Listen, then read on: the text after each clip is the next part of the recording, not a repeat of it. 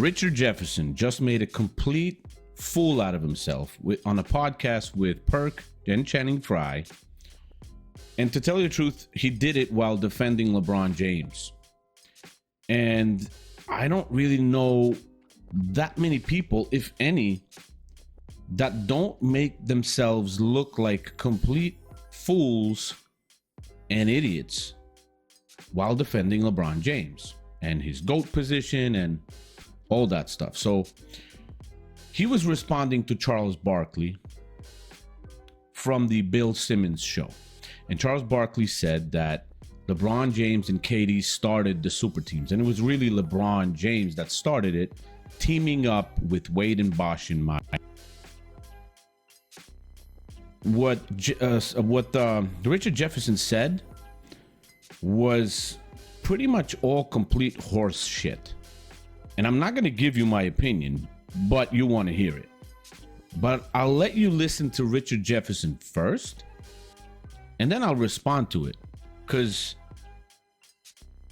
being in the NBA for so many years, I think he was a student of basketball, either not knowing the details that I'm going to mention or purposefully omitting them to defend LeBron James, like people like to do, omit stuff and not mention it, which is also considered lying. It's just sad, man. Listen to Richard Jefferson, and I'll be right back with you. You're going to want to stay for this one. Really quickly, I remember Charles Barkley got drafted to a team with Moses Malone, maybe Dr. J, and Maurice Cheeks, right? So he got drafted by a team that was loaded, right? They're ended their career, but he said Charles Barkley got drafted, so it was a normal basketball NBA move, not a planned move by Charles Barkley, to a team with Moses Malone. He thinks it was Dr. J. And what he mentions at the end, he says, yeah, it doesn't matter that they ended their career. They were at the end of their career. It doesn't matter. They were loaded. What a sack of garbage. Come on, Richard Jefferson. Are you really that dumb to say something like that? Let's keep going on. So he did, right? Then I do remember very vividly, hey, Channing, I need your attention here. Do we remember? No, I said Channing, not you, Perk, bitch. I showed you how much you listening. That's actually funny. That's funny. So then I remember Charles Barkley going to Houston. And then he teamed up with Akeem Olajuwon. And then Scottie Pippen was also there. So now Scottie Pippen, Clyde Drexler had just retired, and then Scottie Pippen, who was only in year 11, so it wasn't older. Him, Olajuwon and Charles Barkley were at year 14. Pippen was at year 11, so he was in his prime. That sounds like teaming up. Now let me take this fool's argument apart. Scottie Pippen was traded to the Houston Rockets in a sign and trade. He was 33 years old, averaging 14 points a game. He just said Pippen was in his prime. 33 years old, 11th season in the NBA, 14 points per game. Then he said that, Akeem Olajuwon was also there, so they teamed up together. Akeem Olajuwon was 34 years old on the downturn. Charles Barkley, when he went to Houston, he was 33 years old. And you know what happened? How he got there? He was traded. It wasn't his decision, my brother. Now, let me give you a quick definition of teaming up, because you don't seem to understand a little bit. Dwayne Wade and LeBron James purposefully structured their contracts in a certain way, and they planned it to be able to meet up and team up in Miami. They planned it before. They purposefully structured their contracts in a certain way to control their own destinies, not traded by their teams. They planned to team up in their prime, in ages about 25, 26 years old. That's their prime. LeBron James, when he went to Miami, he was in year 8. Year 8. Dwayne Wade, 7, 8 seasons in. Chris Bosh, young stud. So let's keep going. That sounds like teaming up if I'm wrong, right? Hey, let's go to Shaq and Kobe. Does everybody remember when they recruited Gary Payton, who was still in his prime, and then they recruited Karl Malone? Do we remember that? The second all-time leading scorer to play power forward next to Shaq in his prime after they had won 3 out of the last 4 championships? So are we saying Shaq and Kobe? So when we look at teaming up, right? He did it. He joined Olajuwon. And then Scottie Pippen came in. And now we're talking about the second Akron exists. Did we forget our history? Seems like Richard Jefferson forgot his history. He forgot all of his history. Let me take this one down. Gary Payton, he mentioned Gary Payton joined the Lakers in his prime.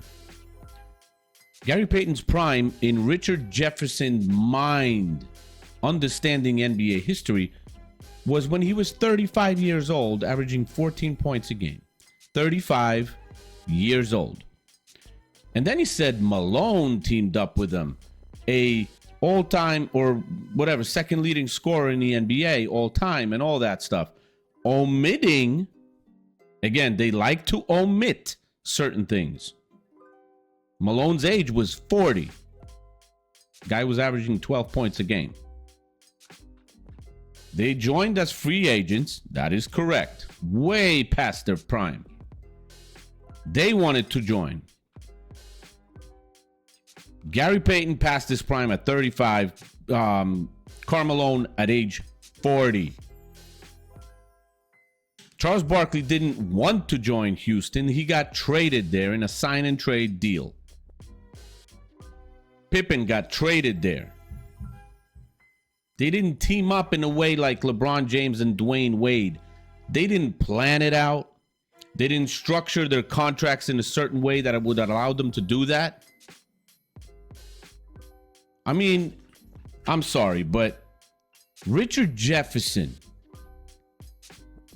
that many great years in the NBA, he wasn't a superstar, but he was a really good damn player. I remember him in Jersey with Kidd. The guy could play. But something up here is not right.